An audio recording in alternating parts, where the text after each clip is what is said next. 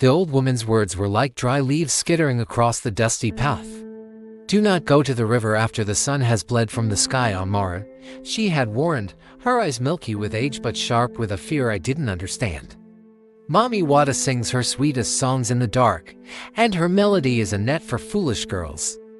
But I was young, and the air was thick with the scent of night-blooming jasmine. My lover, Kofi, was waiting for me on the other side of the village, and the river path was the quickest way. The moon was a silver coin tossed into a velvet sky, and its light danced on the water's surface, making it look like a path of diamonds. I laughed at the old woman's fears. They were just stories, weren't they? Old tales to scare children. As I walked, a cool breeze, unusual for our warm nights, slithered around my ankles. I pulled my wrapper tighter. That's when I heard it first. A faint melody, soft and alluring, seeming to rise from the water itself. It wasn't a human voice. It was like wind chimes and flowing water given a voice.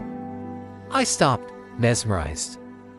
The stories said Mommy Wada would offer you riches if you could resist her song. I smiled, thinking of the beautiful beads and fabrics I could buy. I hummed along, a playful challenge to the unseen singer. When I reached Kofi's hut, he wasn't there. I waited, but a growing unease settled in my stomach. I decided to walk back home, this time feeling the prickle of eyes on my back. The melody was gone, replaced by a chilling silence. The only sound was the lapping of the river and a soft, rhythmic dripping that seemed to follow me. Drip dot drip dot drip. Even when I was far from the water's edge. That night, I couldn't sleep. The dripping sound was inside my hut. I lit my lantern, my hand trembling. The clay floor was dry. But a small, wet footprint, too slender to be human, was near my sleeping mat. It slowly evaporated as I stared, leaving a dark, damp stain that soon vanished completely. I tried to tell myself I was dreaming. The next day, things got worse. My reflection in the water bucket wasn't quite mine, for a split second. The face that stared back had eyes that were too wide, too dark, and a smile that was a cold, thin line. I heard whispers on the wind, my name, Amara, stretched out in that same beautiful, terrible voice from the river. Objects in my hut would move when I wasn't looking. My favorite wooden comb would be on the floor. A gourd of water tipped over. The dripping sound was constant now, a maddening echo in my ears. One evening, as I braided my hair by the low fire, a cold hand touched the back of my neck. It felt slick, like wet clay, and impossibly cold. I screamed and spun around, but there was no one there. Only a trail of wetness leading from my back to the closed door, glistening in the firelight before disappearing into thin air. The haunting was no longer just sounds and whispers, it was physical. It was in my home. Terrified, I ran to the village priest, Bathe. His face grew grim as I poured out my story, my words tumbling over each other in a rush of fear. He didn't doubt me. He knew the signs. "You did not just hear Mommy Wada's song, child," he said, his voice heavy. "You answered it. You invited her into your life, and she has latched onto your spirit. She wants a plaything, a sister to join her in the cold depths." He told me there was only one way.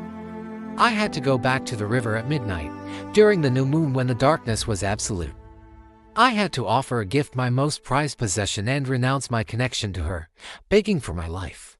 My most prized possession was a simple beaded necklace, a gift from my late mother. The thought of giving it up tore at my heart, but the thought of that cold, wet hand was far worse. That night, clutching the necklace, I went back to the river. The air was heavy and still. There were no crickets, no rustling leaves, just an oppressive silence.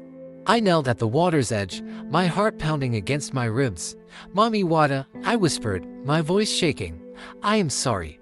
I meant no disrespect. Please, take this gift. It is all I have. Release me." I tossed the necklace into the black water.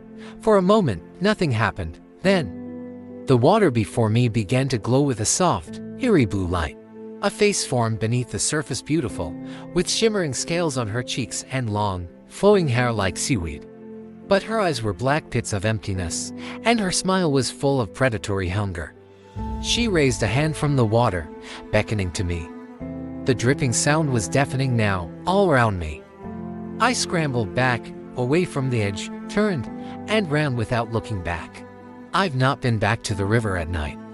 The whispers have stopped, the cold touches are gone. But sometimes, when I draw water from the well, I see a flash of blue in its depths. And on quiet nights, I can still hear a faint, dripping sound, just at the edge of my hearing. Do you think the curse is really gone? Or is she just waiting, patiently, in the water? Let me know what you think in the comments. Thanks for watching.